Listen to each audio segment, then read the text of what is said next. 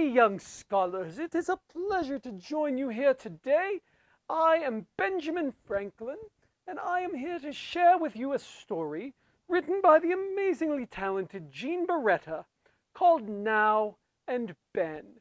And in order to help me with the now portions of this story, because I am quite skilled at the Ben portions, of course, but to help me with the now portions, I would like to welcome a friend of mine, Mr. Wessner, to join us today. Good day, Mr. Wessner, sir. Wow, thank you so much, Ben. It's such an honor to be here with you, Dr. Franklin. I'm such a big fan of your work. I'd be honored to read this story along with you. Shall we begin?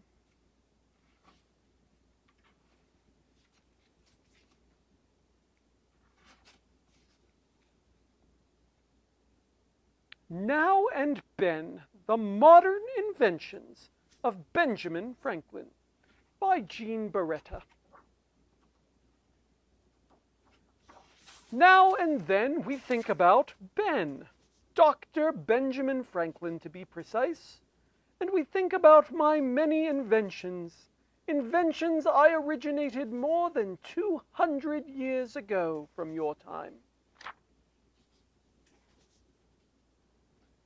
It was as if I could see into the future. Almost everything I created is still around today. Now, our newspapers are filled with illustrations. Ben was the first to print a political cartoon in America. The cartoon encouraged the American colonies to join together or to die like the disconnected snake. Now, bifocals are very common. Bifocals combine two sets of lenses into one pair of glasses. The bottom lens helps see near and the top lens helps see far. I originally designed bifocals for myself after I grew tired of switching between two pairs of glasses. I needed one pair of spectacles to see near me when I was reading and another to see into the distance, and I grew quite tired of losing my spectacles. Now our world relies on electricity. In the 18th century, many people still believed that lightning was an act of anger and punishment from God. I was one of the scientists who discovered the true nature of electricity and how to use it.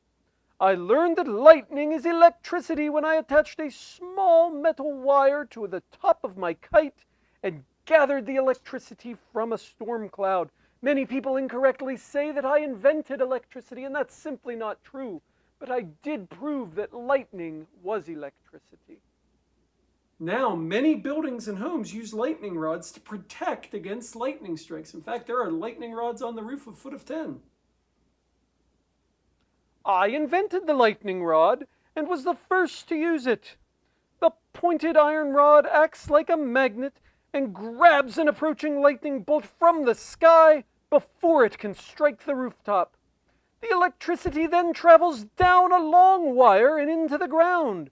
It prevents fires and helps keep dangerous amounts of electricity away from a home.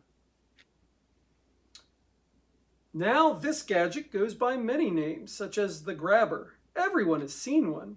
It's the long stick that helps grab items from out-of-reach places. I invented the original device and called it the long arm because it worked like a very long arm.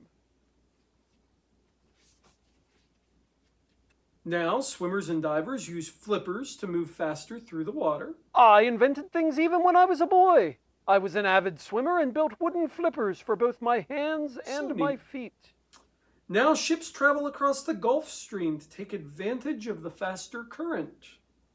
I measured, charted, and publicized the Gulf Stream during my 8 voyages across the Atlantic Ocean.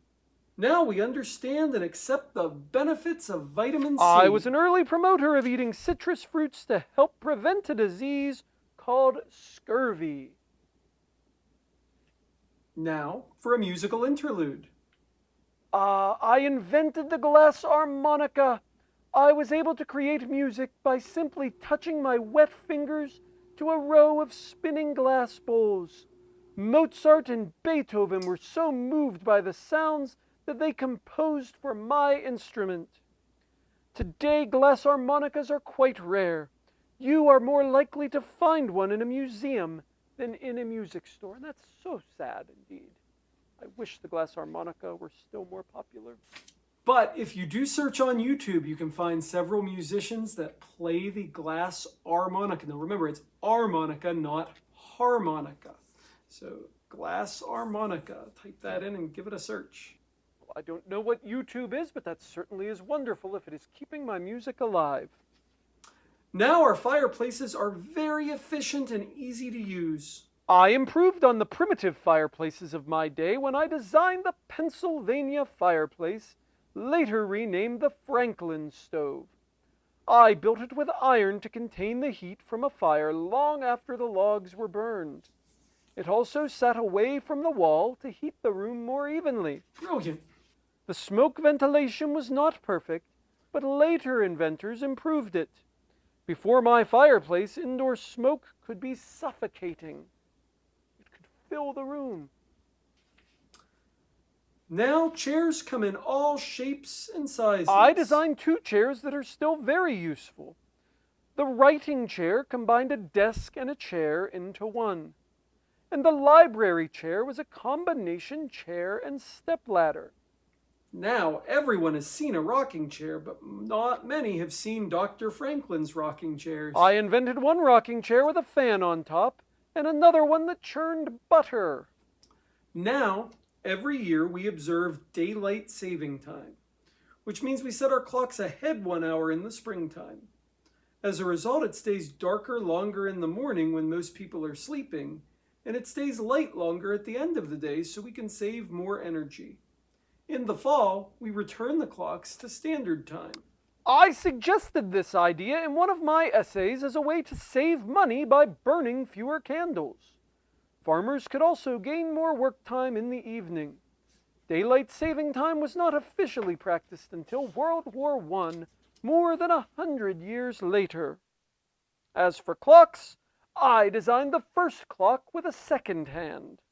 Now, every automobile has an odometer to measure the distance it travels.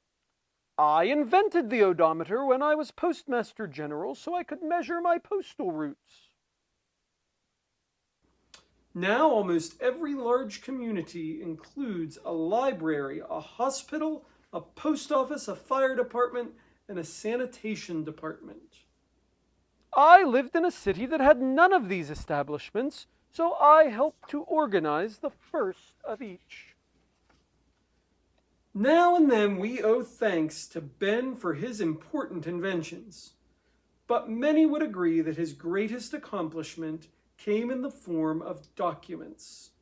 Documents that helped shape the world. Tell us about those, Ben. Indeed, I had a pivotal role in developing America's Constitution, the Treaty of Alliance with France, the Treaty of Peace with England, and the Declaration of Independence. It's remarkable that one man could achieve so much in a lifetime. I have certainly helped to form your modern world. Will his contributions help to form the future? I'm sure they will. Well, I certainly hope so. Young ladies and gentlemen, I thank you so much for joining me today and for listening to this tale of how my inventions of long ago continue to help in your world of today. Thank you for joining us. We shall see you the next time. Good day.